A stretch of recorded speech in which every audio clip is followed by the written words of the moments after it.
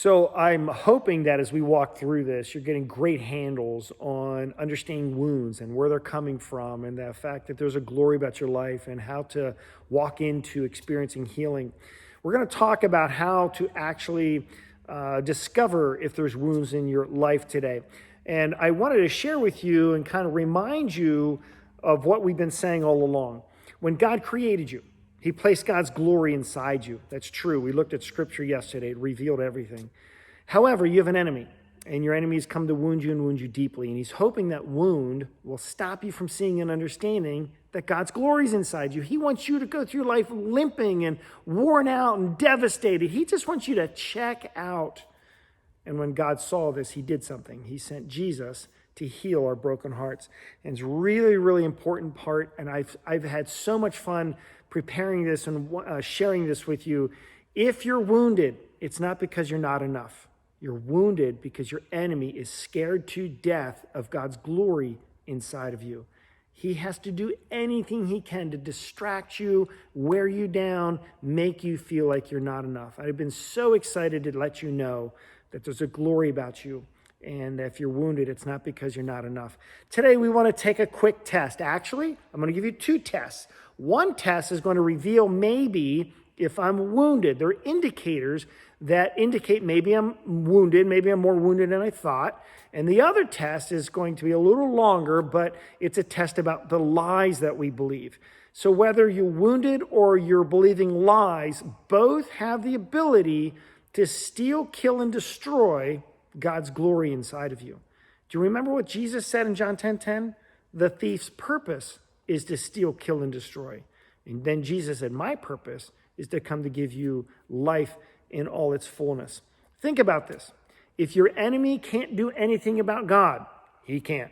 If your enemy can't do anything about God's glory inside of you, he can't. What's he going to do? He's going to wound you and hopefully send you a lie and trick you to steal, kill, and destroy God's glory inside of you. His hope is that it will wear you down and you will give up hope. That's the whole point. The biggest challenge by far that Sam and I have seen doing pastoral ministry for so many years, the biggest challenge by far aren't the wounds. The biggest challenge is people don't admit that they have wounds. And we kind of go into this cul-de-sac where we do the same thing every day, every month, every year. And we just don't deal with the wounds. Most people do ignore their wounds and kind of push through the years. And over time, sadly, the glory of God is kind of worn out. Stuffing your wounds never works. Pretending, being fake, wearing a mask, that is just an exhausting way to live. Not confronting lies, it might be convenient, but boy, living those things out can be devastating over time. So here's the test to see if maybe we're wounded, these indicators. We're just going to go through these, and then you at home, you can kind of see if this connects with you. Number one, your personal conversation with God and time to just relax and enjoy God is infrequent. That's an indicator. Maybe you're more wounded than you know. In your relationship with God, you most often experience shame, condemnation, a sense of being disqualified or unable to please Him. Your walk with God is reduced to a focus of external behaviors like principles, list of to-dos and don'ts, more information, rather than internal things like the condition of your heart, your emotions, what you love, your desires. Most of your Christian activities done under pressure. You do it because you have to. You lose sight of the way things really are. You don't see yourself as having a crucial role to play in God's story.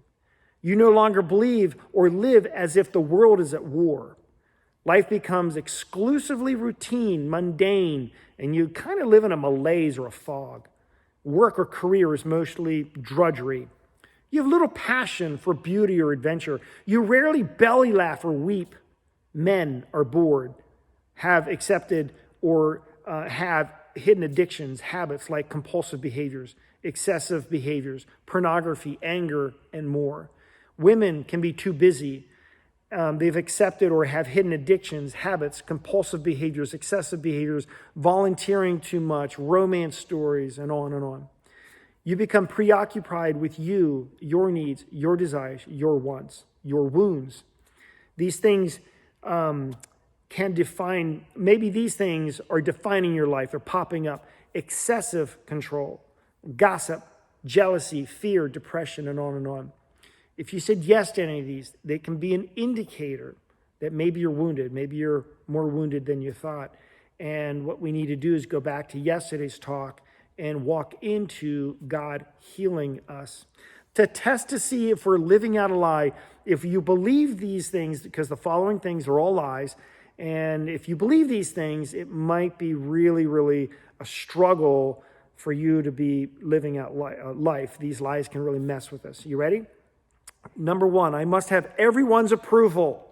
That's a brutal way to live. I'm not worthy of love or being treated with respect.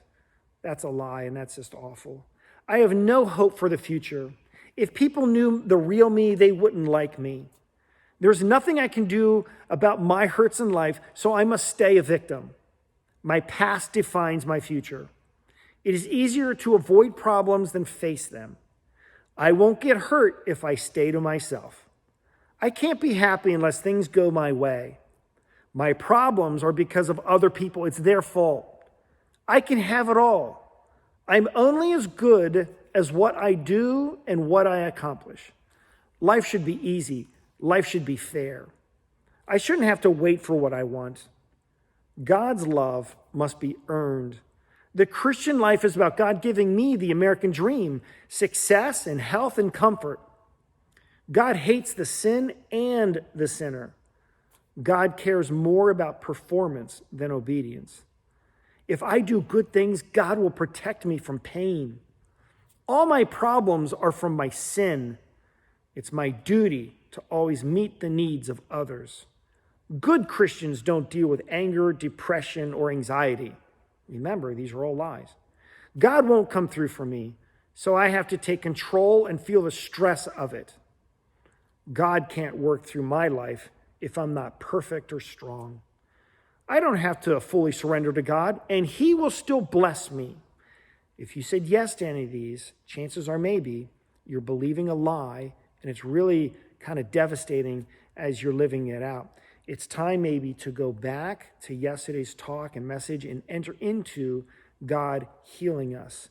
I want to close with the words of Jesus and kind of prep you for tomorrow. Do you remember in John 10:10?